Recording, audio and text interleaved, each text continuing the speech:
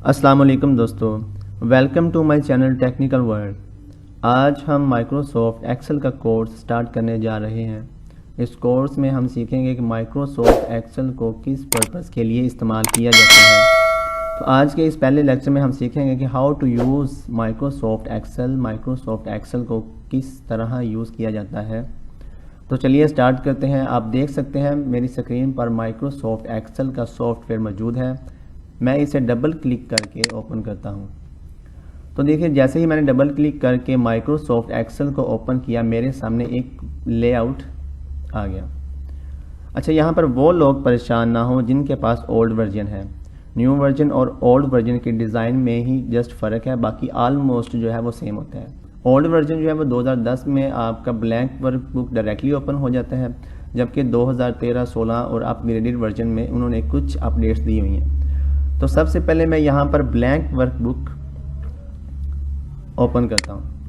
जैसे ही मैंने blank workbook open की तो मेरे सामने माइक्रोसॉफ्ट एक्सेल का एक इंटरफेस आ गया है। तो चलिए यहाँ पर मैं आपको थोड़ा सा बताता हूँ कि माइक्रोसॉफ्ट एक्सेल बेसिकली है क्या। माइक्रोसॉफ्ट एक्सेल बेसिकली हर किस्म की कैलकुलेशन करने के लिए इस्तेमाल किया जाता है। जितनी भी कैलकुलेशन के रिलेटेड जो भी चीज़ें हैं वो आपने MS एक्सेल में बनानी होती हैं। बेसिकली जो माइक्रोसॉफ्ट एक्सेल है इसको स्प्रेडशीट कहा जाता है।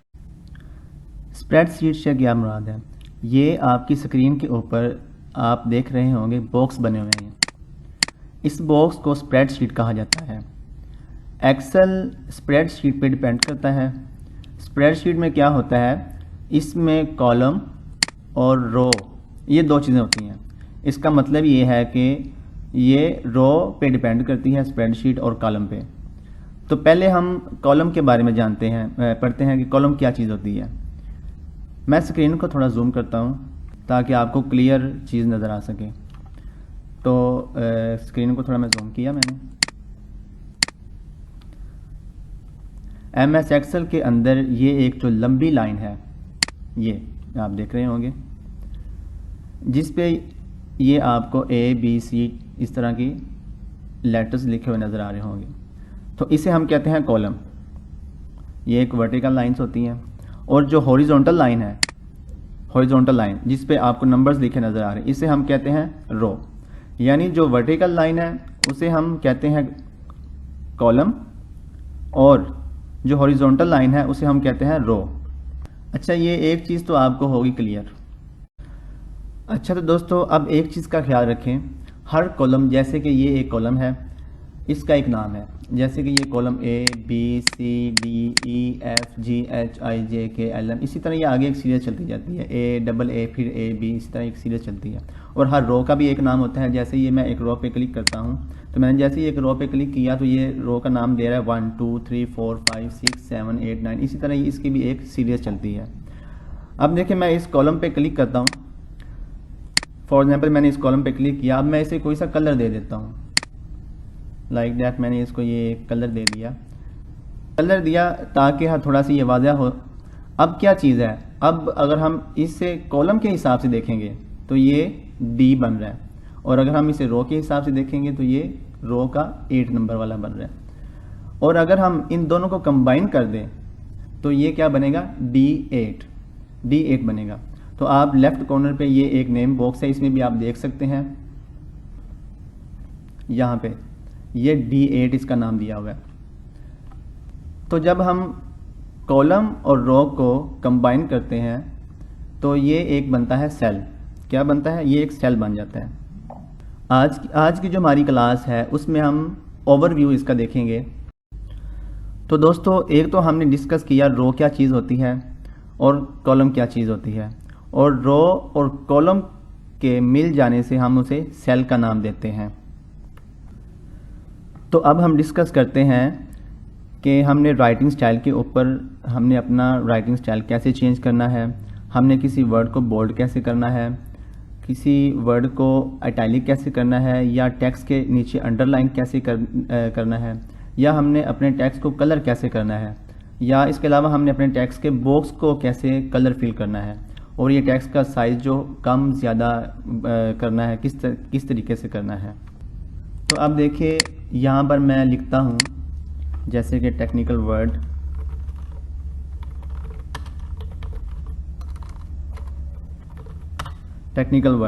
यहाँ पर मैंने टेक्निकल वर्ड लिखा।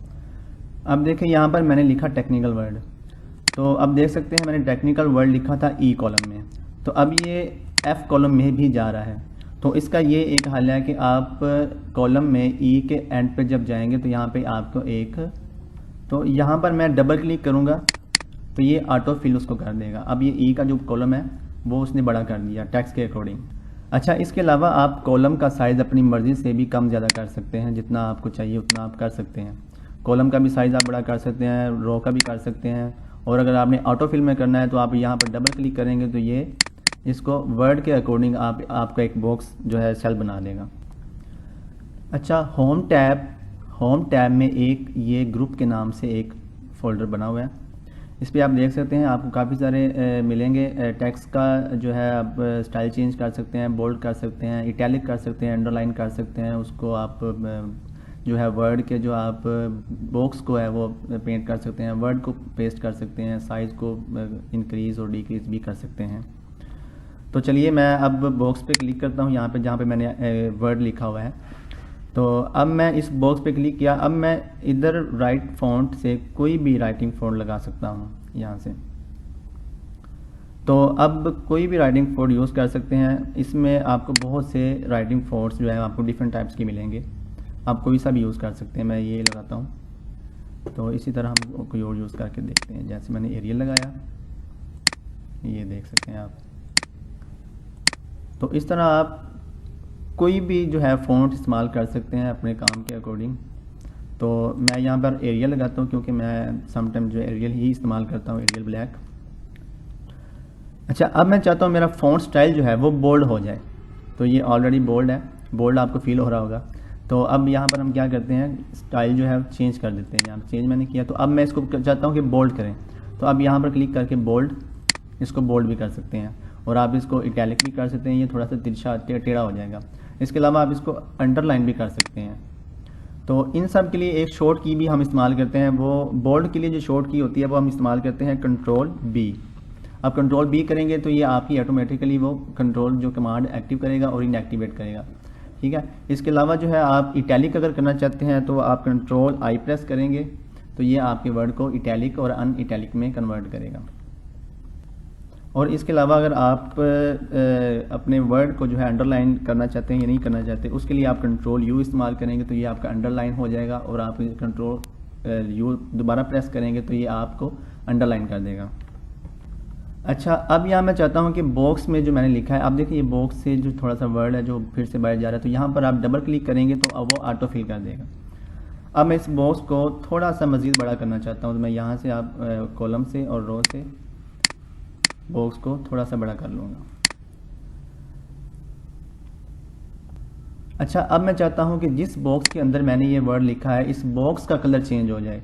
तो हम क्या करेंगे, यहाँ पर आप देख सकते हैं कि आपको फ़ॉन्ट कलर और फिल कलर आप देख सकते हैं। तो मैं फिल कलर पे क्लिक करके कोई सा भी कलर यहाँ पे अपने जो है बॉक्स को चेंज कर सकता हूँ। आप कलर देखें तो यहाँ पर मैं कलर यूज़ करता हूँ, येलो यूज़ कर लेता हूँ, या मैं ब्लू टाइप थोड़ा सा यूज़ करता हूँ। तो अब मैं चाहता हूँ कि जो मेरा वर्ड है उसका भी कलर चेंज हो, कुछ डिफरेंट कलर होना चाहिए। तो आप यहाँ पर फ़ॉन्ट फिल कलर पर आके कोई भी कलर अपनी रिक्वायरमेंट के अकॉर्डिंग आप लगा सकते हैं। तो यहाँ पर जो कुछ अच्छा सा हाईलाइट होगा तो वो मैं कलर सेलेक्ट कर लेता हूँ। तो यहाँ पर येलो ही फ़िलहाल कुछ अच्छा हाईलाइट हो रहा है, तो मैंने ये येलो को सिलेक्ट कर लिया। अच्छा, इसके अलावा मैं चाहता हूँ कि इस टेक्स्ट का साइज़ जो है वो थोड़ा सा बड़ा किया जाए। तो आप यहाँ पर देख सकते हैं कि आपको ए इंक्रीज़ फ़ॉन्ट साइज़ और ए डिक्रीज़ फ़ॉन्ट साइज़ आप देख सकते हैं। तो यहाँ पर मैं क्लिक करूँगा ए पे, तो ये उसने आपका जो फ़ॉन्ट साइज़ है वो इंक्रीज़ कर दिया। अब अगर आप ए डिक्रीज़ पे क्लिक करेंगे तो वो आपका जो टेक्स्ट साइज़ डिक्रीज़ कर देगा। इसके अलावा आप यहाँ पर क्लिक करके अपनी मर्ज़ी का भी कोई भी फ़ॉन्ट साइज़ सिलेक्ट कर सकते हैं। अब इससे आगे हम क्या करेंगे, फॉर एग्ज़ाम्पल मैं इस बॉक्स को थोड़ा सा बड़ा करता हूँ।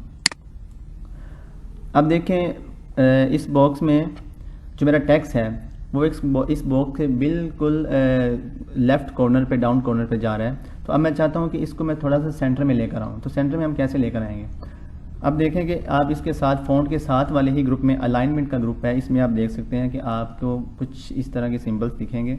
आप यहाँ पर सेंट्रलाइज कर सकते हैं, कॉर्नर पे कर सकते हैं, लेफ़्ट कॉर्नर पे कर सकते हैं, अप कर सकते हैं। तो यहाँ पर मैं आप टेक्स्ट को सेंटर में करता हूँ। अब मैंने सेंटर में कर दिया। अब मैं चाहता हूँ कि टेक्स्ट को थोड़ा सा बॉक्स के सेंटर में किया जाए, सेंटर में। अब ये डाउन है लेकिन सेंटर में है, लेकिन हम इस बॉक्स के सेंटर में चाहते हैं, तो हम इसको मिडल अलाइन कर देंगे। अब मैंने मिडल अलाइन किया।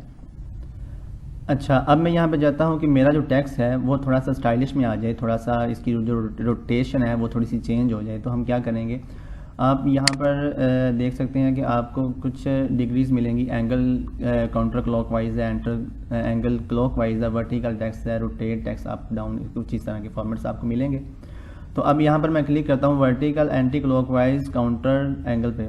तो जैसे ही मैंने क्लिक किया तो उसने क्या किया, 1 डिग्री में दे दिया। अब क्या है कि हम अपना वर्ड जो है कंप्लीट आपको नहीं दिख रहा, हम थोड़ा सा कॉलम को और मज़ीद बड़ा कर देंगे। तो आप देख सकते हैं कि अब जो है आपका जो राइटिंग टेक्स्ट है वो एक स्पेसिफिक डिग्री में कन्वर्ट हो चुका है, स्टाइलिश टाइप बन चुका है। तो इसी तरह आप अपने टेक्स्ट को अपने रिक्वायरमेंट के अकॉर्डिंग किसी भी डिग्री में कन्वर्ट कर सकते हैं, वर्टिकल कर सकते हैं। तो अब ये देखें, अब यहाँ पर मैं देखें फॉर्मेट सेल अलाइनमेंट पे क्लिक करूँगा तो आप अपनी इसके अलावा भी आप अपनी रिक्वायरमेंट के अकॉर्डिंग जितना आप डिग्री में कन्वर्ट करना चाहते हैं कर सकते हैं। अब मैं इसको वापस 0 डिग्री में कन्वर्ट कर देता हूँ टेक्स्ट को। तो अब आपका जो टेक्स्ट है एक इंक्लाइंड पोजीशन में वापस आ गया। अच्छा, तो दोस्तों हमने अब टेक्स्ट को कलर करना, टेक्स्ट का जो साइज़ है, टेक्स्ट को बोल्ड, इटैलिक, अंडरलाइन और उसके जो है उसको आप किस डिग्री में कन्वर्ट कर सकते हैं, अलाइन कर सकते हैं, सेंट्रलाइज कर सकते हैं, ये हमने डिस्कस किया। अब अगर आप चाहते हैं कि आपका ये जो बॉक्स है इसको हम डिलीट करना चाहते हैं, तो आप सिंपली क्या करेंगे कि आप कॉलम पे क्लिक करेंगे, राइट क्लिक करेंगे तो आप इसको डिलीट कर देंगे। अब उसने क्या किया कि आपका जो वो कॉलम था उसने डिलीट कर दिया।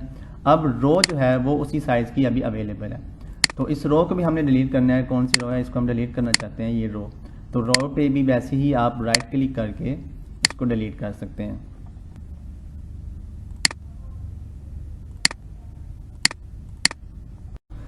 अब देखिए फॉर एग्जांपल मैं आपको दोबारा से समझाता हूँ। मैं यहाँ कुछ नाम लिखता हूँ हर कॉलम में। फॉर एग्जांपल मैं यहाँ पे लिखता हूँ अदनान, नोमान,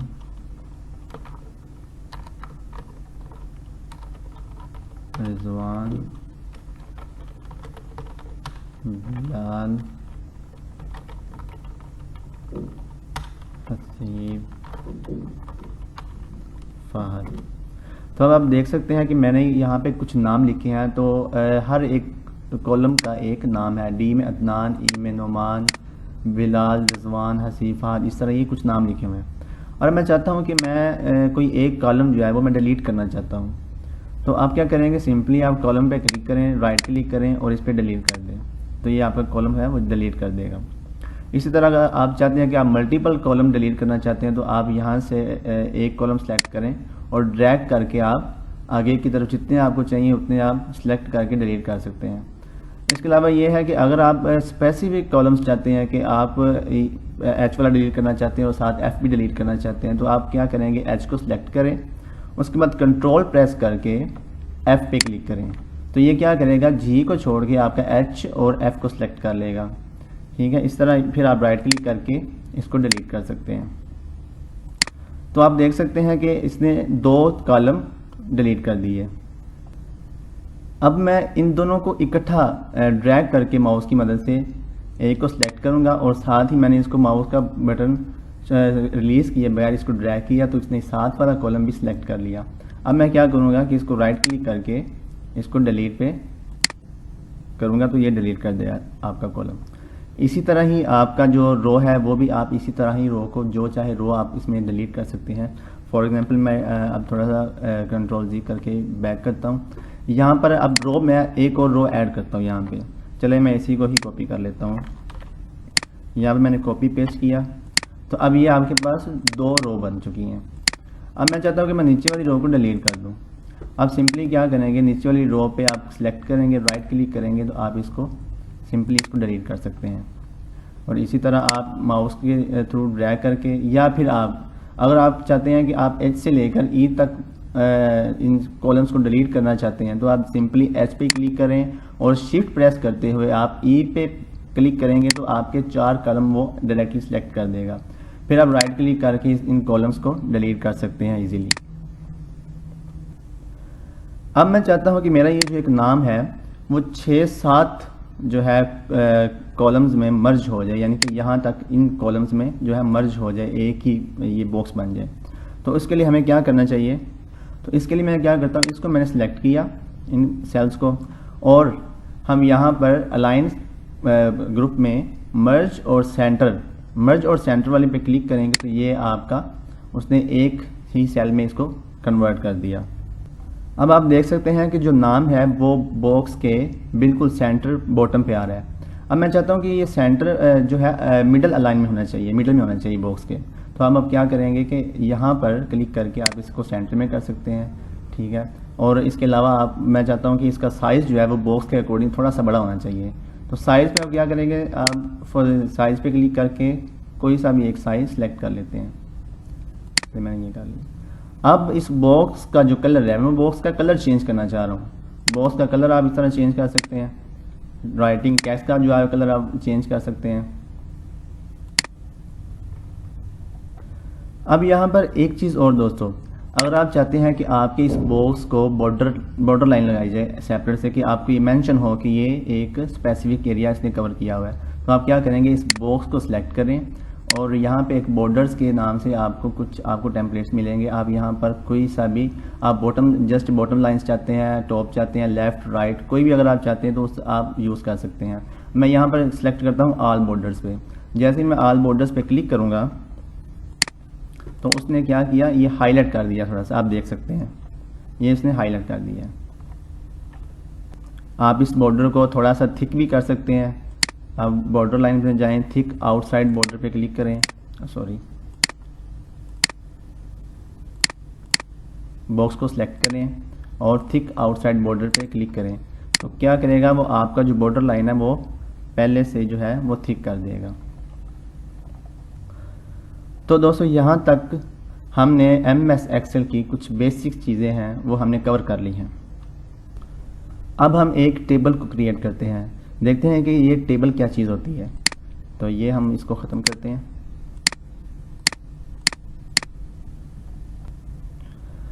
अच्छा, यहाँ पर एक बात, ये आपकी जितनी भी लाइनें आपको दिख रही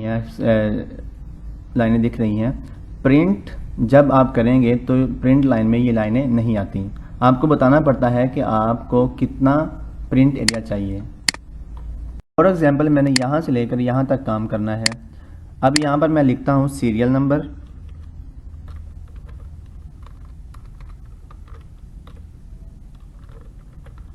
नेम,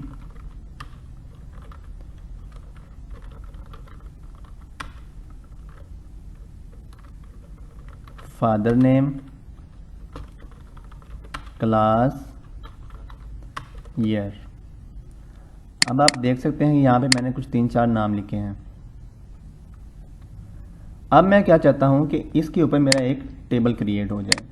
मैं क्या करता हूँ, इन सब को सिलेक्ट करता हूँ और मैं चाहता हूँ कि मेरा टेबल कितना लंबा हो। अब मैंने ये जो क्रिएट किया है, serial number, name, father name, class, year, इन सब को सिलेक्ट करता हूँ और ड्रैग करके नीचे की तरफ जितना मुझे टेबल बनाना है उतना मैं नीचे 10-12, आप रो की तरफ देख सकते हैं 17, 18, 19, 20 तक मैं ये टेबल बनाना है। अब आप ऊपर की तरफ आएंगे फॉर्मेट एज अ टेबल पे, फॉर्मेट एज अ टेबल पे यहाँ पे क्लिक करेंगे तो आपको काफ़ी सारे टेबल के डिज़ाइन मिलेंगे। इनमें से आप कोई भी सिलेक्ट कर सकते हैं। मैं चलिए ये सिलेक्ट कर लेता हूँ सिंपल सा। अब जैसे ही मैं इसको ओके करता हूँ तो ये एक आपका टेबल क्रिएट हो चुका है। अब यहाँ पर मैं सीरियल नंबर लिखता हूँ, name, father name, class, year. अब इस तरीके से आप टेबल बनाकर काम कर सकते हैं। अच्छा, अब हम एक और चीज़ सीखेंगे। ये जो हमारी नंबरिंग है वो मैं चाहता हूँ कि यहाँ से लेकर यहाँ तक फिल हो और ऑटोमेटिकली वो नंबरिंग 1 2 3 4 5 6 इस तरह ऑटोमेटिकली इसको फिल कर दें। तो हम इसके लिए क्या करेंगे, मैं यहाँ पर लिखता हूँ 2। अब मैं इन दोनों को सिलेक्ट करके राइट बॉटम कॉर्नर पे आप यहाँ पे पिक करके नीचे की तरफ ड्रैग करेंगे। जैसे ही आप ड्रैग करते जाएंगे आप देख सकते हैं कि ये जैसे जैसे मैं नीचे जा रहा हूँ वो साथ आपको नंबरिंग बताता जा रहा है। अब मैं इसको यहाँ तक यहाँ पर ला के छोड़ दूँगा। तो उसने ऑटो फिल करके 1 से लेकर 15 तक जो आपकी काउंटिंग है वो एक सीक्वेंस में ऑटोमेटिकली कर दी। इसी तरह आप नेम्स को भी ड्रैग करके नीचे तक ला सकते हैं, हर कॉलम्स को। यहाँ पर आप नेम एडिट कर सकते हैं। तो दोस्तों इस तरह आप एक टेबल बना सकते हैं। तो दोस्तों इस तरीके से आप अपना जो है टेबल बना सकते हैं। तो आज की जो हमारी क्लास है वो जस्ट एक नॉर्मल सा ओवरव्यू है ताकि आपको थोड़ा बहुत जो है एक्सेल चलाना आ जाए। इंशाल्लाह ताला हम नेक्स्ट क्लासेस में ऐसा ऐसा बहुत कुछ सीखेंगे। आप लोगों ने जल्दी नहीं करनी और मेरे जितने भी लेक्चर आए उनको आपने देखना है। और अगर वीडियो अच्छी लगी हो तो मेरे वीडियो को लाइक करना है और चैनल को सब्सक्राइब ज़रूर कीजिएगा।